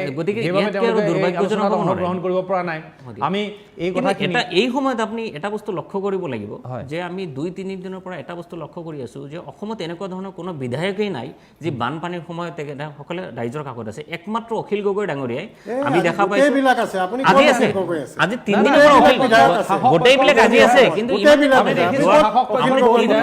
দিনৰ পৰা অখিল গগৈ ডাঙৰীয়াই ৰাইজৰ গতিকে আপোনালোকৰ চৰকাৰী মানুহবিলাকে আজিহে দেখিছো মন্ত্ৰীক দেখিছো বিজেপি মন্ত্ৰী বিধায়ক আজিহে কৈছিল না ৰাজনৈতিক আমি মানা কৰা স্বাৰ্থত আমি ভুলটো ভুল বোলে সেইটো আমি কৈছো কিন্তু এনেকুৱা নহয় কিন্তু চাওক আজি আপোনালোকৰ নেতা মন্ত্ৰীবিলাকে আজি বিজেপিৰ ফালৰ পৰা মন্ত্ৰী বিধায়কসকল আছে আমি দেখিছো অখিল গগৈ ডাঙৰীয়া আগতেই তাৰ পৰা আছে আমি সেইটো কথা বানপানী আহিব মই ইয়াতে যোৱাকালি বানপানী নাছিল নেকি মুখ্যমন্ত্ৰীটো আজি কৈছে না আপোনাৰ বিভাগীয় মন্ত্ৰী আজিহে কৈছে বিভাগীয় মন্ত্ৰীজনে আজিহে কৈছে ময়ূৰ বৰগোহাঁই ডাঙৰীয়া তাৰ আগতে আমিতো দেখা নাই হোৱাৰ পিছতে কৈছে সুশান্ত বৰগোহাঁইয়ে তাৎক্ষণিকভাৱে কামত নামিবলৈ কোৱা হৈছিল আৰু সেই সূত্ৰে তেওঁ কামো আৰম্ভ কৰিছিল গতিকে কেইবাগৰাকীও মন্ত্ৰী বিধায়কক আমি দেখিছো এতিয়া কথাটো হ'ল আমি এই কথাখিনি আলোচনা কৰিব পাৰিলে বৰ ভাল লাগিলহেঁতেন কোন আহিছে কোন অহা নাই বা কোন ফিল্ডত নামিছে নমা নাই এই সম্পৰ্কীয় কথা আলোচনা কৰিছেতো আমি কংগ্ৰেছৰ কথাটো ইয়াত আলোচনা কৰিবই লাগিব কংগ্ৰেছৰ আচলতে এগৰাকী অতিথি আমি বিচৰা হৈছিল তেওঁলোকে শেষত দিব নোৱাৰিলে দিয়াৰ কথা আছিল যদিও তেওঁলোকে এই ধৰণৰ অনুষ্ঠানত অংশগ্ৰহণ কৰিবলৈ যেতিয়া পৰিস্থিতি অলপ অসুবিধাদায়ক হয় তেনেহ'লে তেওঁলোকৰ মানুহ নাথাকে সেয়া বাৰু তেওঁলোকৰ দলীয় কথা কিন্তু কথা হ'ল তেওঁলোকৰ মূল নেতাৰূপে চিহ্নিত গৌৰৱ গগৈয়ে সংসদত যিটো কাম কৰিলে তাৰ বাবে কিন্তু নিন্দিত হৈছে গৌৰৱ গগৈক কংগ্ৰেছৰ এগৰাকী উদীয়মান ভাল নেতাৰূপে ৰাষ্ট্ৰীয় পৰ্যায়ত সমান্তৰালভাৱে ৰাজ্যিক পৰ্যায়তো মানুহে কল্পনা কৰিবলৈ ধাৰণা কৰিবলৈ আৰম্ভ কৰিছিল আৰু সেইবাবে হয়তো বিজেপিৰ ইমান জোৱাৰ থকাৰ পাছতো বিজেপিৰ সৰ্বশক্তি থকাৰ পাছতো তেওঁক যোৰহাটৰ পৰা কিবা এটা ভাবিয়ে হয়তো কিবা এটা বেলেগ কিবা এটা পাইছিল বাবেই হয়তো যোৰহাটবাসীয়ে তেওঁক সংসদলৈ নিৰ্বাচিত কৰি পঠিয়াইছিল এতিয়া সোমবাৰৰ কথা সংসদত যিটো পৰিৱেশ সৃষ্টি হ'ল সেয়া অভাৱনীয় আৰু আমি কাহানিও এই ধৰণৰ পৰিৱেশ দেখা নাই গৌৰৱ গগৈ যোৰহাটৰ সাংসদ তেওঁ সংসদত কথা পাতিছে কথা কৈছে কিছু বিষয় উঠাইছে তেওঁ বিষয় উঠাইছে ৰাম মন্দিৰৰ এই যি কৰাপশ্যন সেই সম্পৰ্কীয় কথা পাতিছে নিটৰ পেপাৰ লিক সম্পৰ্কে কথা পাতিছে কিন্তু অসমত যে বান হৈছে নিজৰ জিলাখনত যিটো সমষ্টিৰ পৰা তেওঁ প্ৰতিনিধি হিচাপে নিৰ্বাচিত হৈছে সেই সমষ্টিটোত কি ধৰণে বানপীড়িতই কক বকাইছে সেই সম্পৰ্কীয় প্ৰশ্ন কিন্তু উত্থাপন কৰা নাই যোৰহাট বুলিয়ে নহয় যোৰহাটৰ সীমামূৰীয়া এই গোটেই জিলাকেইখন চৰাইদেউ চক বা শিৱসাগৰ চক এই কেইবাখন এই তিনিখন জিলাত প্ৰধানতঃ যি ধৰণৰ বান পৰিস্থিতি এই বিষয়টো উঠাব লাগিছিল কিন্তু তেওঁ কংগ্ৰেছৰ আকৌ লোকসভাত ডেপুটি লিডাৰ ৰাহুল গান্ধীৰ পাছতেই তেওঁৰ স্থান সেই সূত্ৰেও তেওঁৰ এটা সুন্দৰ সুবিধা আছিল আৰু তেওঁৰ ইংৰাজী আৰু হিন্দীত ভালদৰে কথা ক'ব পাৰে বিষয়বোৰ উত্থাপন কৰিব পাৰে সেয়াও এটা সুবিধা আছিল সংসদৰ বৰ্ষাকালীন অধিৱেশনৰ প্ৰথমটো দিন 0 আৱাৰ চলি আছিল শূন্যকালীন ঘণ্টা চলি আছিল এই বিষয়টো সুন্দৰভাৱে উত্থাপন কৰিব পাৰিলেহেঁতেন এটা আজব দৃশ্য দেখা গ'ল লোকসভাৰ অধ্যক্ষৰ আসনৰ পৰা দিলীপ শইকীয়া ডাঙৰীয়াই শাসক পক্ষই বিৰোধীক মনত পেলাই দিবলগীয়া হ'ল যে অসমত বান পৰিস্থিতি চলি আছে বৰ বেয়াকৈ ক্ষতিগ্ৰস্ত হৈছে সেই বিষয়বিলাক আপুনি উত্থাপন কৰক অৰ্থাৎ গৌৰৱ গগৈয়ে ৰাষ্ট্ৰীয় পৰ্যায়ৰ বা হিন্দী বলয়ৰ যিসমূহ ৰাজ্য আছে সেই ৰাজ্যসমূহৰ তেওঁ বিষয়বোৰ উত্থাপন কৰি বেছি ভাল পায় অসমৰ কিন্তু সেই সমস্যা দাঙি ধৰিবলৈ যেন ক'ৰবাত নহয় ক'ৰবাত তেওঁৰ হেলা বা তেওঁ ইচ্ছা প্ৰকাশ নকৰে এই ধৰণৰ কথাবোৰ হৈছে এতিয়া পেপাৰ লিকৰ কথাই হওক বা ৰাম মন্দিৰৰ ডনেশ্যনৰ ধনসমূহ চুৰিৰ কথাটোৱেই হওক, সকলো বিষয়েই এইখন দেশৰ গুৰুত্বপূৰ্ণ বিষয়। কিন্তু নিজৰ সমষ্টিত এই ধৰণৰ বান পৰিৱেশ চলি আছে। অধ্যক্ষৰ আসনৰ পৰা দিলীপ শইকীয়াই মনত পেলাই দিবলগীয়া হৈছে এই ধৰণৰ প্ৰশ্ন সোধক বুলি। ক'ত দেখিছিল ইয়াৰ পূৰ্বে? অধ্যক্ষই সাধাৰণতে কি হয়, বিৰোধী পক্ষই শাসক পক্ষক জবাবদিহি কৰে। এতিয়া শাসক পক্ষই কৈছে যে আমাক জবাবদিহি কৰক, এইসমূহ বিষয় প্ৰশ্ন উত্থাপন কৰক, এই বিষয়টো আনক। এই ধৰণৰ ঘটনা কিন্তু দেখা পোৱা নগৈছিল, প্ৰথমবাৰৰ বাবে আমিও দেখিছোঁ। যি নহওক, এতিয়া কংগ্ৰেছে বান পৰিস্থিতিত এতিয়া বিজেপিৰ লোকসকলে যি ধৰণে নামিছে, নেতা মন্ত্ৰীসকল নামিছে বা ৰাইজৰ দলৰ অখিল গগৈ ডাঙৰীয়া তাত নামিছে, কাৰণ স্থানীয় বিধায়ক, সেই সূত্ৰেও কংগ্ৰেছৰ লিডাৰসকলেও নেতা মন্ত্ৰীসকলেও তাত জঁপিয়াই পৰিব লাগিছিল। এইখিনিতে ক'ৰবাত নহয় ক'ৰবাত কংগ্ৰেছ যে লাহে লাহে ডুবিবলৈ ধৰিছে, এইবিলাকেই চিন, এইবিলাক কাৰণতে কংগ্ৰেছক মানুহে গ্ৰহণ কৰিবলৈ এৰিছে। তেওঁলোকৰ নেতাসকল ক'ত আমি মুখেই বিচাৰি নাপালোঁ। যিমান ভিজুৱেলছ দেখিলোঁ, দৃশ্যাংশ দেখিলোঁ, কংগ্ৰেছৰ লোকসকলক দেখিবলৈ নাপালোঁ। আৰু ৰাজনীতিত হৰা জিকা থাকে, কেতিয়াবা বিজেপি জিকিব, কেতিয়াবা আন জিকিব, হয়তো সময়ৰ কথা কোনেও ক'ব নোৱাৰে। কিন্তু কংগ্ৰেছে এই ধৰণে যদি বেকট্ৰেক কৰে, তেওঁলোকে যদি পিছুৱাই থাকে, ৰাইজৰ পক্ষত যদি থিয় নহয়, তেনেহ'লে কংগ্ৰেছক কোনে গ্ৰহণ কৰিব? কংগ্ৰেছ কেতিয়া আহিব? তেওঁলোকৰ ভৱিষ্যত পৰিকল্পনা কি, তাক লৈ কিন্তু সন্দেহ উঠিছে, সন্দেহ হৈছে, প্ৰশ্ন উত্থাপন হৈছে। এতিয়া সমান্তৰালভাৱে গৌৰৱ গগৈৰ লিডাৰশ্বিপক লৈ, নেতৃত্বক লৈ কিন্তু সমান্তৰালভাৱেই প্ৰশ্ন উত্থাপন হৈছে। এতিয়া ৰাহুল গান্ধীৰ কথা, কংগ্ৰেছৰ কথা তেওঁলোকে বুজিব, কি কৰিবলগীয়া আছে তেওঁলোকৰ বিষয়। আমি মূল কথালৈ আহোঁ। বানাক্ৰান্তই কক বকাইছে আৰু এই বানৰ কাৰণ ডাৱৰ বিস্ফোৰণ। যিহেতু নাগালেণ্ডত এটা ডাৱৰ বিস্ফোৰণ হৈছে আৰু সীমামূৰীয়া আমাৰ ৰাজ্য আমাৰ অসম আৰু 3খনকৈ জিলা যিহেতু নাগালেণ্ডৰ লগত লগ লাগি আছে, শিৱসাগৰ, যোৰহাট আৰু চৰাইদেউ, 3খন জিলাতে হুৱাই পানী নামিছে। ইয়াত মানুহৰ কণ্ট্ৰল নাই, কোনো মানুহে ইয়াক ৰখাব নোৱাৰে। এইটো দুৰ্ঘটনা। তাৰ পাছত বা এই সময়ছোৱাত আমি কি কৰিব পাৰোঁ, সেইটোহে ইম্পৰ্টেণ্ট কথা।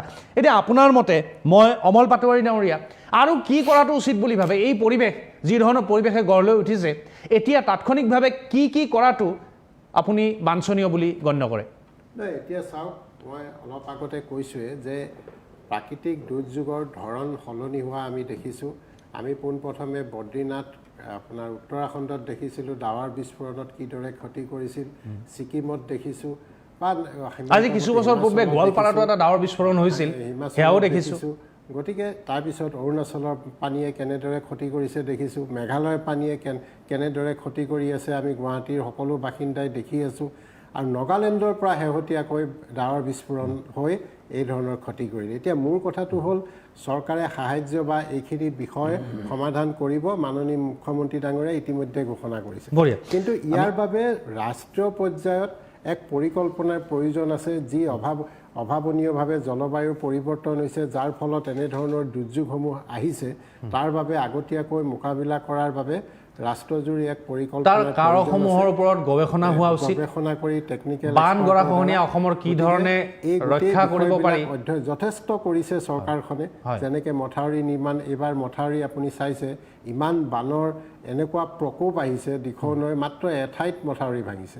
আগতে মথাউৰি আমি চৰকাৰে যথেষ্ট কৰিছে, কিন্তু এতিয়া আপুনি যিটো বিষয় চুই গৈছে, এই বিষয়টো বৰ সুন্দৰ বিষয় যে যথেষ্ট গৱেষণাৰ প্ৰয়োজন আছে। ইয়াত বিভিন্ন বৈজ্ঞানিক চিন্তাধাৰাৰ প্ৰয়োজন হ'ব, যাতে ভাৰতবৰ্ষত এনেধৰণৰ যিবিলাক ডাৱৰ বিস্ফোৰণৰ ঘটনা ঘটিছে, ইয়াৰ মোকাবিলা কিদৰে কৰিব পাৰি, এই বিষয়বিলাক সতৰ্ক হোৱাৰ সময় আহি পৰিছে। নহ'লে অনাগত দিনত কেৱল অসমে নহয়, ভাৰতবৰ্ষৰ বহুকেইখন ৰাজ্যই আৰু গুৰুতৰ পৰিস্থিতিৰ সন্মুখীন হ'ব লগা হয়। এটা সুন্দৰ কথা উল্লেখ কৰিছে যে ডাৱৰ বিস্ফোৰণৰ ঘটনাৰ যিটো পুনৰাবৃত্তি, সেয়া বেছিকৈ হ'বলৈ লৈছে, বিভিন্ন ৰাজ্যত হৈছে। দৰাচলতে এয়া গ্ল'বেল ৱাৰ্মিং নে ইয়াৰ লগত কিবা কিবি আন বিষয় জড়িত হৈ আছে, পাহাৰ খনন হ'ব পাৰে, বন ধ্বংস হ'ব পাৰে, এই কথাবোৰো কাৰকবোৰো আচলতে চিন্তা কৰিব লাগিব। যি ধৰণে কাৰ্বন এমিশ্যন হৈছে, তাৰ ফলতো এই ধৰণৰ প্ৰভাৱ পৰিছে নেকি, ইয়াৰ এটা গৱেষণা অতিকেই দৰকাৰ। আৰু অসমৰ বান গৰাখহনীয়াক আচলতে এটা গুৰুত্বপূৰ্ণ বিষয় হিচাপে লৈ উচিত পৰিকল্পনাৰ, যথোচিত পৰিকল্পনাৰ এটা প্ৰয়োজন আছে। সেই মৰ্মে কাৰ্যপ্ৰণালী হাতত লোৱাৰ যথেষ্ট প্ৰয়োজনীয়তা আহি পৰিছে। কাৰণ ডাৱৰ বিস্ফোৰণৰ ঘটনা হঠাতে ইমান বেছি পানী অহাৰ ঘটনা য'ত মানুহে নিজকে ৰক্ষা কৰিব নোৱাৰাৰ পৰিৱেশ সৃষ্টি হয়, দৌৰি ওখ স্থানত উপনীত হ'ব নোৱাৰাৰ এটা পৰিৱেশ সৃষ্টি হয়। গতিকে এই ধৰণৰ ঘটনা যদি ৰোধ নহয়, ডাৱৰ বিস্ফোৰণৰ যদি সংখ্যা নকমে, তেনেহ'লে সময়ে সময়ে এই ধৰণৰ বিপদ আহি থাকিব। আমাৰ সংযুক্ত হৈছে আন এগৰাকী সতীৰ্থ স্বপ্ননীল বৰুৱা, টিয়কৰ আমাৰ সাংবাদিক। স্বপ্ননীল বৰুৱা, কি ধৰণৰ পৰিস্থিতি আপোনাৰ পৰা জানিবলৈ বিচাৰিম। স্বপ্ননীল। হয় চন্দ্ৰশেখৰ চৌধুৰী, চাওক বৰ্তমান মই উপস্থিত আছোঁ টিয়কৰ আচলতে এটা আশ্ৰয় শিবিৰত। উজনি অসমৰ যোৰহাট জিলাৰ যি বান পৰিস্থিতি, সেই বান পৰিস্থিতি আচলতে সৰ্বজন বিদিত হৈ পৰিছে। ক্ৰমাৎ বান পৰিস্থিতি কিছু নিৰ্মূল হৈছে যদিও কিন্তু এতিয়াও ঘৰ এৰি কিন্তু আশ্ৰয় শিবিৰত লোকসকল থাকিবলগীয়া হৈছে। মই মোৰ সহযোগীক দেখুৱাৰ বাবে আহ্বান জনাইছোঁ এটা আশ্ৰয় শিবিৰৰ আচলতে দৃশ্য, কেনেদৰে আচলতে নিজৰ আপোন ঘৰখন এৰি এনেদৰে আশ্ৰয় শিবিৰত আচলতে থাকিব লগা হৈছে। তেওঁলোকৰ যি কিতাপ পত্ৰ বা ডকুমেণ্ট, সেই ডকুমেণ্টখিনিও আচলতে পানীত জাহ গৈছে, এনেদৰে শুকাই থোৱা অৱস্থাত তেওঁলোকে আছে। মই আপোনাৰ ওচৰলৈকে আহিছোঁ বাইদেউ, কেনেকুৱা ধৰণৰ আচলতে পৰিস্থিতি, কেনেকুৱা ধৰণৰ আপোনালোকৰ দুখৰ বেদনা অলপ আমাৰ নেশ্যনেল এন ডি দৰ্শকসকলক কৈ দিয়ক। আমাৰ দুখৰ বেদনা মানে আমি বুকুৰ পানীত আমি ওলাই আহিছোঁ, কোনো ডকুমেণ্টছ আমি উলিয়াব নোৱাৰিলোঁ। ঘৰৰ আমাৰ যি বস্তু আছিলে সেই বস্তু আমি একো উলিয়াব নোৱাৰিলোঁ, চব আমাৰ পানীৰ তলতেই আছে এতিয়াও। হয়তো কঠীয়া হ'লে মানে ৰুই দিয়া হ'লে বেছি ভাল হ'লহেঁতেন, মানে খৰালি ধৰি লওক ধানকেইডাল উলিয়াই পেলাই খাব পাৰিলোহেঁতেন বাৰু। চাউলো গ'ল, কমেও 5-6 কেজিমান চাউলো আছিলে, চাউলো গ'ল, আমাৰ চব উঠি গ'ল বস্তু। সকলোখিনি আচলতে বস্তু আপোনালোকৰ বানান উঠি গ'ল। এতিয়া কি ক'ব, প্ৰশাসনৰ লোক আপোনালোকৰ ওচৰলৈ আহিছে নাই? আশ্ৰয় শিবিৰ এটা দিছে, খোৱা বস্তু যোগান ধৰিছে নাই? ধৰিছে। প্ৰশাসনে ভাল পদক্ষেপ লৈছে। নিশ্চিতভাৱে আচলতে তেওঁলোকে এনে এয়া আছিল আমাৰ স্বপ্ননীল বৰুৱা, টিয়কৰ সাংবাদিক। গতিকে তেওঁ এই পৰিৱেশ দেখুৱাইছে কি ধৰণে বান শিবিৰত মানুহৰ পৰিৱেশৰ যি সন্মুখীন হ'বলগীয়া হৈছে, আৰু চৰকাৰে ইতিমধ্যে তেওঁলোকৰ সাহায্যৰ বাবে যথেষ্ট কৰিবলৈ চেষ্টা কৰিছে, বা কিমান কৰিব পৰা হয়, বা তেওঁলোকক এতিয়া যি ধৰণৰ পৰিৱেশ আহিব বান শুকাবলৈ লোৱাৰ পাছতেই, সেই সময়ছোৱাহে বৰ ভয়ংকৰ সময় হ'ব। কাৰণ তেওঁলোকে ঘৰ বাৰী চফা কৰাৰে পৰা বহু কথা আহি পৰিব। নুৰ আলম ডাঙৰীয়া, আপুনি কি ক'ব পৰৱৰ্তী সময়ছোৱা যি আহি আছে? পৰৱৰ্তী সময়ৰ কাৰণে আচলতে আমি সাধাৰণ জনতা যিখিনি আছোঁ, আমি বান আক্ৰান্ত, সেই জনতাখিনিয়ে ধৰক মানে ভালকৈ মোকাবিলা কৰাৰ কাৰণে অলপ সচেতন হ'ব লাগিব, অলপ মানে ভালেমানখিনি সচেতন হ'ব লাগিব। কাৰণ যেতিয়াই বানপানীটো শুকাবলৈ ধৰে, তেতিয়া নানান ধৰণৰ বেমাৰ আজাৰে দেখা দিয়ে, নানান ধৰণৰ বেমাৰ হ'বলৈ আৰম্ভ হয়, আৰু সেই সময়ত বহুত কষ্টকৰ হয়। আৰু এনেকুৱা এটা পৰ্যায় হৈ গৈ কিছুমান ঘৰত আপোনাৰ খাবলৈও নাথাকে। বহুত আমি ফেমিলিত দেখিছোঁ, কাৰণ মোৰ ঘৰ যিহেতু চহৰ অঞ্চলত, মই নিজেই জানো। তো সেই সময়ত এনেকুৱা এটা পৰিস্থিতি হৈ যায় যে কাৰোবাৰ ঘৰত খাবলৈ নাথাকে। তো আমি বিচাৰিম যে এই সময়ত আপাতত ৰাজনীতি বাদ দি প্ৰত্যেকজন সচেতন নাগৰিকে য'ত য'ত বানাক্ৰান্ত এলেকা আছে, সেই এলেকাবোৰত আপোনালোকে পৰ্যাপ্ত পৰিমাণে সঁজুলি বা আপোনাৰ ধৰক সাহায্যৰ ব্যৱস্থা কৰক। চৰকাৰে কৰি আছে, তাৰ উপৰিও আমি ব্যক্তিগতভাৱে বা দলীয়ভাৱে হওক বা কোনো ধৰণৰ অনুষ্ঠান প্ৰতিষ্ঠানৰ ফালৰ পৰা যাৰ যেনেকৈ যি সুবিধা আছে, সেইমতে আমি সেই বানাক্ৰান্ত পৰিয়ালবোৰক আমি দিবলৈ চেষ্টা কৰাটো ভাল হ'ব। আৰু দ্বিতীয়তে হৈছে এই যিটো বানৰ যিটো আপোনাৰ, কাৰণ বান পৰিস্থিতি এটা প্ৰাকৃতিক দুৰ্যোগ, এইটো কোনেও ৰখাব নোৱাৰে ঠিক, কিন্তু তাৰ ইয়াৰ ক্ষেত্ৰত মোকাবিলা কৰাৰ কাৰণে নানান ধৰণৰ উপায় আছে, বৈজ্ঞানিক উপায়েৰে আমি এইবোৰ কৰিব পাৰিম। তাৰ ক্ষেত্ৰত আচলতে এইটো ভাৰত চৰকাৰে গুৰুত্ব দিব লাগিব, আৰু এই বান পৰিস্থিতি বা বানপানীৰ সমস্যাটোক ভাৰত চৰকাৰে ৰাষ্ট্ৰীয় সমস্যা হিচাপে গণ্য কৰিব লাগিব। তেতিয়াহে ধৰক আমাৰ এই জনতাখিনিয়ে সকাহ পাব। য'ত য'ত আমাৰ অসুবিধা হয়, সেই ৰাইজখিনিয়ে আপাতত মানে ভাল এটা সুবিধা পাব চৰকাৰী ফালৰ পৰা। অসম চৰকাৰে যথেষ্ট কৰিব পাৰিব বা কৰি আছে বা কৰিবলৈ চেষ্টা কৰিব তেখেতসকলে, কিন্তু কেৱল যে এখন ৰাজ্য চৰকাৰে এইখিনি কৰিবলৈ সক্ষম হ'ব, এইটো আমাৰ ধাৰণা নহয়। যদিহে আপোনাৰ ভাৰত চৰকাৰৰ পৰা কোনো ধৰণৰ সাহায্য নাহে, সাহায্য আহে যদিও এটা লিমিটেড আহে, কিন্তু তাতকৈ যদি বেছি আহে বা এটা ৰাষ্ট্ৰীয় সমস্যা যেতিয়া ঘোষণা কৰিব বা গণ্য কৰিব, তেতিয়া ধৰক আমাৰ এই সমস্যাবোৰৰ পৰা সমাধান কৰিবলৈ আমাৰ কম সময়ৰ ভিতৰত বিশেষ পুঁজিৰ ব্যৱস্থা হ'ব, হয়, বেছি ফলপ্ৰসূ হ'ব। আৰু তাৰ কাৰণে আমি এইটো দাবী কৰিম, বিজেপি চৰকাৰখনক দাবী কৰিম, যাতে এই সমস্যাটোক আপাতত আপোনালোকে মানে ৰাষ্ট্ৰীয় সমস্যা হিচাপে গণ্য কৰক। আৰু যিখিনি জনতাই দীৰ্ঘদিনীয়া দাবী, অসমৰ বান বহুত সময়ৰ পৰা এই দাবীটো উত্থাপন কৰা হৈছে, যদি তেখেতসকলে কোনো ধৰণৰ গুৰুত্ব পোৱা নাই। চৰকাৰে যাৰেই নহওক, চৰকাৰ বিজেপিৰ আছে, এতিয়া হয়তো কোনোবা দিন কংগ্ৰেছ আহিব বা আন দলৰ আহিব, কিন্তু চৰকাৰ আহিব যাব, কিন্তু সমস্যাখিনি অসমৰ ভুগিব লাগিব, আমি চিৰদিন ভুগিব লগা হৈ আছে। গতিকে এই সমস্যাৰ পৰা কেনেকৈ আঁতৰাব পাৰি, তাৰ কাৰণে ভাৰত চৰকাৰে অলপ চিন্তা চৰ্চা কৰিব লগা হৈছে। হয় হয়, এতিয়া আমি যিটো কথা উল্লেখ কৰিছোঁ যে ইয়াৰ পৰৱৰ্তী পৰ্যায়ত বৰ এটা স্পৰ্শকাতৰ এটা সময় হ'ব, কাৰণ লোকসকলে তেওঁলোকৰ ঘৰ বাৰী চফা কৰাৰে পৰা বা এই ধৰণৰ কথাবোৰ আহিব, এটা জটিল সময়। সেই সময়ত এতিয়াৰ পৰা আচলতে বহু লোকে সাহায্য বিতৰণ ব্যক্তিগত পৰ্যায়ত আৰম্ভ কৰিছে। পূৰ্বে দেখা গৈছিল ভাৰতীয় গণনাট্য সংঘ বা সুৰ বাহিনী, এইদৰে ভূপেন হাজৰিকাৰ সময়ত বা জয়ন্ত হাজৰিকা বা এটা সময়ত জুবিন গাৰ্গৰ, এইসকল লোকে কি ধৰণে এই বানাক্ৰান্তৰ কাৰণে সাহায্য বিতৰণ কৰিছিল। গতিকে এতিয়া শিল্পীসকলে কি কৰিছে বা বিভিন্ন দল সংগঠন বা অনুষ্ঠান প্ৰতিষ্ঠানে সেই ধৰণে আগবঢ়াইছেনে নাই, সেই কথাবোৰো কিন্তু লক্ষণীয় হৈছে। কিন্তু আমাৰ এটাই আহ্বান থাকিব, এই পৰিৱেশ পৰিস্থিতিত যাতে বানাক্ৰান্ত লোকসকলে সহায়ৰ হাত আগবঢ়ায়। কাৰণ কেৱল চৰকাৰৰ ওপৰত নিৰ্ভৰ কৰিলেই নহ'ব। চৰকাৰৰ যিসমূহ সাহায্য সামগ্ৰী সেইসমূহ তেওঁলোকৰ ওচৰ পাইছেগৈ, কিন্তু তাৰ পূৰ্বেই যিসমূহ প্ৰয়োজনীয় বস্তু, এই বস্তুসমূহ সামগ্ৰীসমূহ যদি স্থানীয় লোকে বা অনুষ্ঠান প্ৰতিষ্ঠানসকলে তেওঁলোকক দি দিব পাৰে, আগবঢ়াব পাৰে, তেনেহ'লে যথেষ্ট উপকৃত হ'ব। চৰকাৰে চৰকাৰৰ কাম কৰিব আৰু সাধাৰণ নাগৰিক হিচাপে, দল সংগঠন হিচাপে, অনুষ্ঠান প্ৰতিষ্ঠান হিচাপে এইসকলেও তেওঁলোকৰ নিজৰ দায়িত্ব এটা পালন কৰিব লাগিব। এতিয়া আৰু এটা চিন্তাৰ বিষয় হৈ আছে, যি ধৰণে বৰষুণ আহিবলৈ লৈছে বা আহিয়ে আছে, ৰোৱাৰ নাম নলয়, যেতিয়াই তেতিয়াই বৰষুণ। যদি এই ধৰণৰ পৰিৱেশ ভূটানত কেনেবাকৈ হয়, তেনেহ'লে নামনি অসমো বানত ডুব যোৱাৰ পূৰ্ণ সম্ভাৱনা আছে। ভূটানত যদি কিবা কাৰণত ডাৱৰ বিস্ফোৰণ হ'বলৈ হয় বা মেঘালয়ৰ গোৱালপাৰা অঞ্চলৰ সীমামূৰীয়া যিসমূহ মেঘালয়ৰ অঞ্চল আছে, সেইসমূহত যদি ক'ৰবাত ডাৱৰ বিস্ফোৰণ হয়, তেনেহ'লে কিন্তু অসমৰ পৰিৱেশ পৰিস্থিতি ভয়ংকৰ হৈ উঠিব। সেয়া নহওক, সেয়াই কামনা কৰা হৈছে। কিন্তু এই সমস্যাটোৰ সমাধান লাগে, সকলোৱে বিচাৰিছে। বানাক্ৰান্তসকলক এতিয়া আমি কেনেদৰে সহায় কৰিব পাৰোঁ, আটাই মিলি চৰকাৰে ব্যক্তিগত প্ৰচেষ্টাত, সেয়াই হ'ব আমাৰ লক্ষণীয় বিষয়। গতিকে এয়াই আছিল আজিৰ আলোচনা, আৰু এই আলোচনাত অংশগ্ৰহণ কৰাৰ বাবে আটাইকেইগৰাকী অতিথিকে ধন্যবাদ জ্ঞাপন কৰি মই চন্দ্ৰশেখৰ চৌধুৰীয়ে অপেন ফৰামৰ পৰা বিদায় লৈছোঁ। চাই থাকিব নিউজ চেনেল। ধন্যবাদ।